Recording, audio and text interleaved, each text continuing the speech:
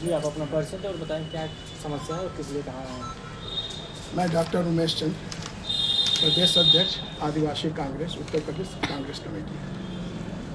आज हम महामहिम राष्ट्रपति के लिए ज्ञापन जिलाधिकारी मऊ के द्वारा भेजने के लिए दिए हैं और एक ज्ञापन जिलाधिकारी मऊ को भी हमने दिया है।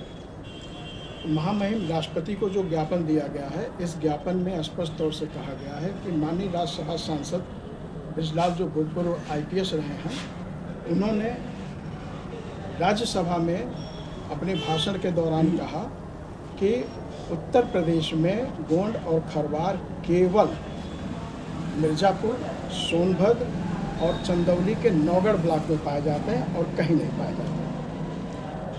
जबकि ये बयान उनका राज्यसभा को पूरी तरह से भ्रमित करने वाला है। राज्यसभा ने और उसके पहले लोकसभा ने 1976 में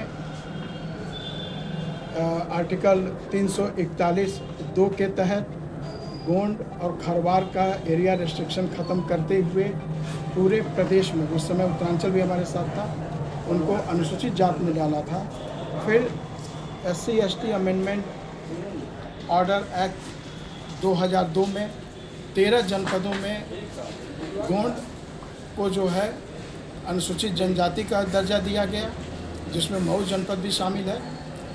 और फिर 2022 में द्वितीय संशोधन के दौरान 4 जनपद और जोड़े गए, जिसमें कुशीनगर, संत कबीर नगर, भदोही और चंदौली सम्मिलित थे। इस तरह कुल 17 जनपदों में गोंड जाति अनुसूचित जनजाति में है और शेष जनपदों में वो अनुसूचित जाति के अंदर है। इसी तरह खरवार 5 जनपदों में अनुसूचित जनजाति में है और शेष जनपदों में अनुसूचित जाति के अंदर है। तो माननीय सांसद का यह भाषण, उनका यह बयान राष्ट्रपति के राजपत्र के विरुद्ध है और लोकसभा और राज्यसभा के गरिमा के विरुद्ध है। क्योंकि एक बार लोकसभा और राज्यसभा ने जिस बिल को पारित कर दिया और राष्ट्रपति ने गजट कर दिया, उसके बाद किसी की भी अथॉरिटी नहीं होती कि उस पर कोई टीका टिप्पणी इफ बट करें, जब तक कि कोई बिल ऐसा न लाया जाए। तो जातियों में अनुसूचित जाति जनजाति में सम्मिलित करने का, निकालने का अधिकार संसद को है और उस समय इस पर कोई बहस नहीं थी। अनुच्छेद 341, 342 की कोई बहस नहीं थी। ये वहाँ वार्तालाप हो रहा था। जो बहस हुई थी राज्यसभा में, वो अनुसूचित जनजाति मंत्रालय के वित्त के संबंधित उनको बोलने का मौका दिया गया था, लेकिन वित्त पे उन्होंने कोई बात नहीं की।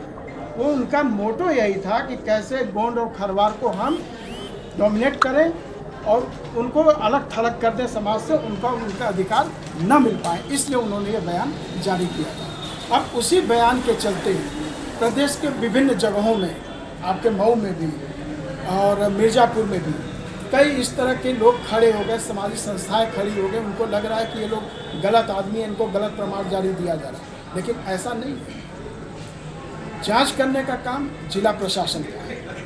जिला प्रशासन क्या जांच करेगा? उसको जो साक्ष्य दिया जाएगा, उस साक्ष्य की सत्यता को देखे कि साक्ष्य उसके सत्य है या नहीं है। बाकी शासनादेश के अंतर्गत किसको गोंड मानना है, किसको खरवार मानना है, ये बड़े स्पष्ट रूप से बता दिया गया है। लगभग आप कितने लोगों ने यहाँ पे मौजूद होते और ज्ञापन किसको दिया? हमने एक ज्ञापन जिलाधिकारी महोदय के लिए लाया था, उनके द्वारा देने के लिए। और अभी जो ज्ञापन लिया है सिटी मजिस्ट्रेट साहब ने लिया है, तो उन्होंने आश्वासन दिया है कि हम लोग ये जाति के मामले पे तेज़ी से काम कर रहे हैं, इसका रिजल्ट बेहतर आएगा और हम राष्ट्रपति के लिए जो आपने ज्ञापन दिया इसको हम तुरंत भिजवा देंगे।